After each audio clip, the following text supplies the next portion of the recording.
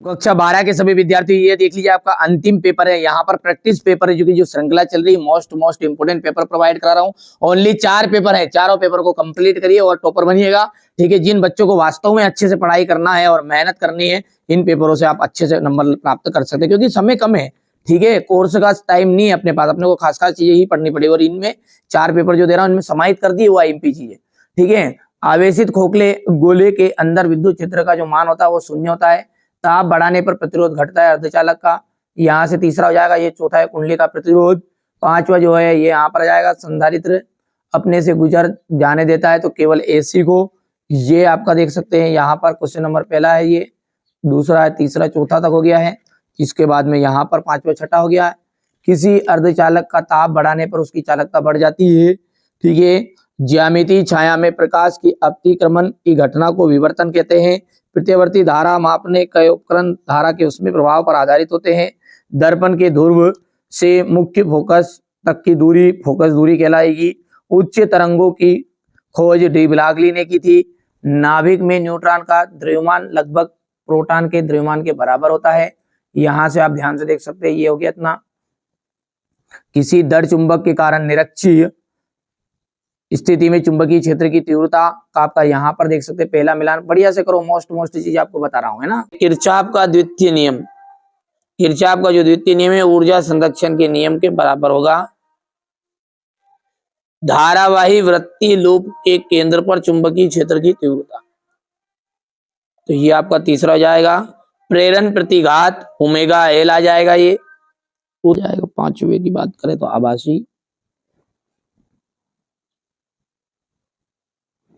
और यहाँ पर इसका जाएगा। ठीक है, उत्तल दर्पण पर है ना प्रतिबिंब हमेशा, हाँ चलो ठीक है, ये भी सही है। छठा भी ठीक है, वो अलग अलग नियम के अनुसार है, पर वो है ना। चलिएगा आगे बढ़ते हैं और यहां से अपन बात करेंगे तो ये आपका हो जाएगा। ये यहाँ पर देख सकते हैं,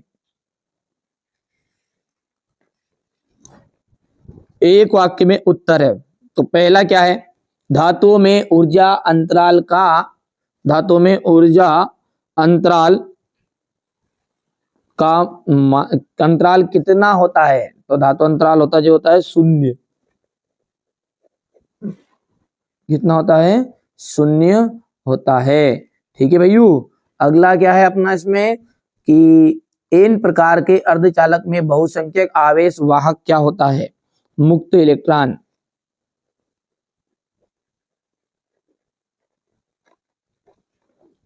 प्रकाश विद्युत प्रभाव की व्याख्या सर्वप्रथम किसने की थी, आइंस्टीन ने की थी।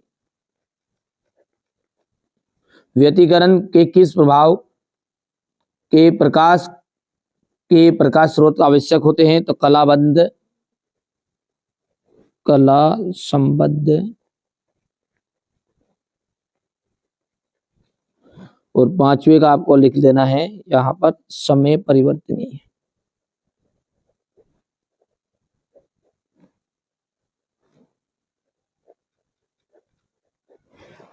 हो गया भैया। यहाँ से सत्य की बात करें तो ये इंग्लिश मीडियम वाले बच्चे भर लेंगे। और सत्य में पहला आपका राइट रहेगा, दूसरा जो है वो भी सत्य रहेगा, तीसरा, चौथा,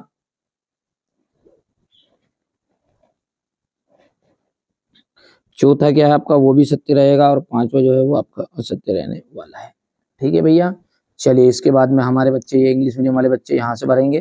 ठीक है, आप तो बढ़िया से IMP चीजें दे रहे हैं, कंप्लीट करो, है ना। ये संधारित्र किसे कहते हैं, ये आपका क्वेश्चन नंबर 7 है, ये 8 है।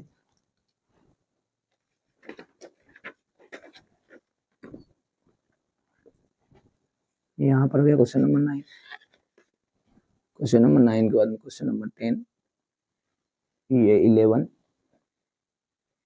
ये आपका 12, 13 हो गया। 13 के बाद में ये यहाँ से क्वेश्चन नंबर 13 का थोड़ा यह रहेगा, 14, 15 के बाद में 16, ये आपका 17 हो जाएगा। 17 के बाद में यहाँ से अपन बात करेंगे,